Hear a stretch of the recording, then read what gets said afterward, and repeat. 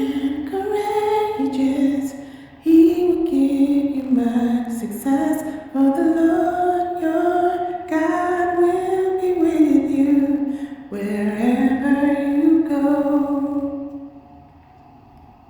For the Lord your God will be with you wherever you go. Hey everyone, welcome back to Faith, Family, and Food at the Parsonage. Hey, my name is Tananda. If you are new around here, thank you for those that are subscribed to my channel for joining me on part 2 of the topic, questions that people get asked that deal with infertility. And there are a lot of questions that we do get asked, some rude and some not so much. But there's a lot of people that also won't talk about it because of shame or just hurt and grief, just realizing that, they suffer with this diagnosis and they feel like there's no hope. And so I'm here to let you guys know that there is hope as I take you through my infertility journey and where I came from up to where I am now at this point.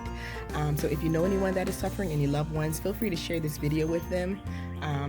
And if you know of any men that are also suffering, because we don't really get to hear from them, but there are men out there that suffer with infertility that have not had the joys of being able to conceive a child. And so you can share with them as well.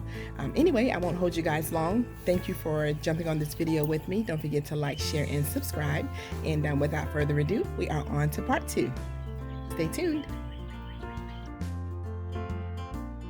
I literally received a placement I believe it was either that same night or the next day. I can't really recall. However, it was like, oh my God. I remember I was at the park and I was walking. Where was I? No, not for this placement. I was home. They called and they said they were bringing someone probably later on this evening, like in the evening after she got out of school. And I was like, oh, okay. So like this is really happening. So I went to make sure the room was taken care of. They told me that it was a girl of the same race as I was. And so I was extremely happy about that. And it was a 5-year-old. Let's see, was she 5? I believe she was 5 years old when she came to me, and I had her for about 10 months. And just within the first couple of months, I knew that if I was able to take in a stranger's child and love on them and accept them as my own, I knew that it didn't matter the race or nationality, because I was ready to adopt her, even though she did return to her family, which is a good thing. If it was a possibility for me to adopt her, I would have. I brought her home to meet my family, and she just fell right into place, I would say. It was a perfect fit, and I would definitely say it was God ordained, because God knew what I needed to basically get me out of my slump of really hopeless despair and get me back on my feet and moving. And so she motivated me to do that. She was so spunky, and she had a beautiful smile. And so after she left, or right before she left, I got a call for another placement. Now this placement was for a sibling set, so it was 3 of them. However, they had already found placement for the younger 2, and they wanted me to take the older one. And I did. I didn't have any issues with that, taking her in. And when I took her in, this one, however, was a little bit more difficult, because she did have some speech concerns, and wasn't able to really express herself, and borderline autistic, or possible autistic, undiagnosed. And so I took her in, and she was a different nationality, different race. She was brown, but she was not African American. And so I took her in, and after the first child left, a couple months later, it was just me and her. And so I had time to really concentrate on her and love on her, get her to the point to where she was able to function as just a normal 3-year-old child. And oh my God, I fell in love with her. And we really became inseparable. And so once I had her for a while, they called me about the siblings. And then I ended up taking all 3 of them in the sibling group. And it was a little challenging just trying to get everyone situated and back on the schedule and routine and all of those things, and in a new environment. But I fell in love with them. They were Mexican. And I knew that if I had the opportunity to adopt them, then I would, and I did not care who asked questions, who stared, or who had whatever to say. I knew that because these children were my children, and I loved them as such, just as if I had birthed them.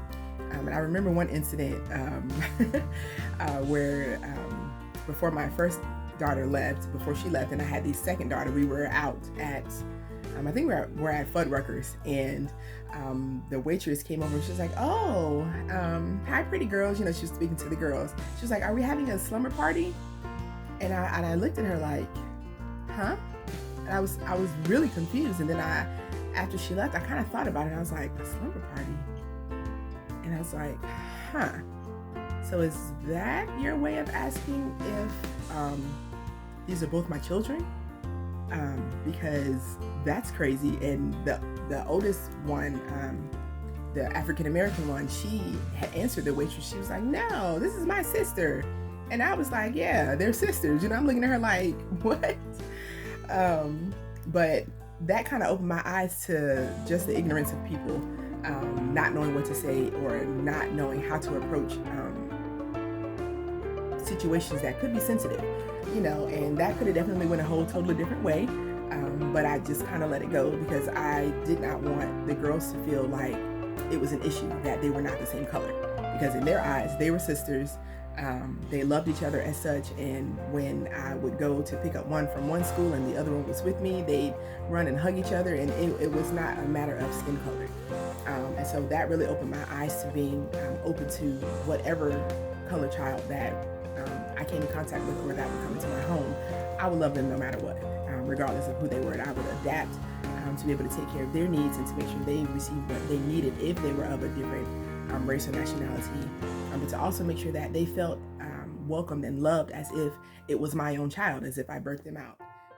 And so now, in the process that I am in, we are still, battling infertility. However, we currently have girls. Now, like I said, we have 2 girls, and we have had them for a little while, and we are interested in adopting them. However, we're still keeping faith in God to believe that we will conceive on our own one day. And we're currently working on our health. As you've seen the previous videos where we've been working out with Ashley with an I. But, getting our eating together and just really, taking inventory of how we're treating our temples, and knowing that if we want to be prepared and ready, if God should bless us with a child, then we need to have our bodies ready as well. And so that's what we're working on. So I just wanted to jump on here and answer a few questions. I don't want to keep you guys too long. Just, where I am at in my infertility journey. So yes, we are still trying, but not to the point where it's like we have to be intimate on this day, this day, this day.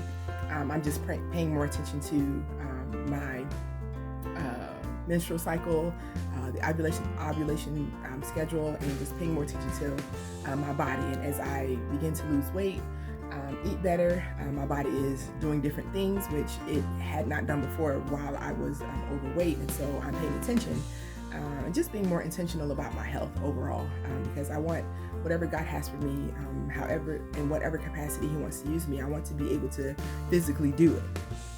And so I encourage you all, if you have not started a health journey, not necessarily to lose weight or to look good or be vain, but just to be mindful of what you're putting in your bodies and how you're treating the temple that God gave you.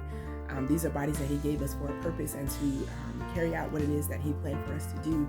And like I said in the previous video, if we're not able to do it, then He will definitely find someone else who is willing to make the sacrifice and get healthy. And so if you guys have any questions, drop them in the comments below. If you have any tips or tricks that you yourself experienced or tried, and that they're tried and true during your infertility journey, drop them in the comments, ask questions. Like I said, I'll be on IG later on this afternoon, basically answering the same questions and answering anything that people may want to know about myself, my husband, foster care, my book that's coming out. And just be looking for that in the first part of June. I will start my pre-sale the first part of June. And be on the lookout. I'm sorry, I'm stuttering all over my words. Be on the lookout for my book launch as well. So thank you guys for joining. I appreciate your time and you guys coming and sitting and chatting with me in the cool of this room, because it is very hot outside. I advise you guys to drink lots of water, stay cool, eat lots of fruit so that you can stay hydrated in any way possible. And I will see you guys in my next video. I hope you enjoyed the information that I put out. And if you have any questions about my diagnosis, about how to get into foster care, definitely drop your comments or questions in the comment section below. Don't forget to subscribe, hit the notification bell here so that you do not miss an upload. So guys, I thank you. Have a great day. Remember that faith will always see you through no matter what situation you find yourself in, even when it looks like it is getting dark all around you and you can't see your way out. Know that there is light at the end of the tunnel, and because that light is there, you know that Jesus is there. He's beckoning you, calling you to come towards him. So I thank you guys. Bless you. Have a blessed and prosperous day. I'll see you later. Bye.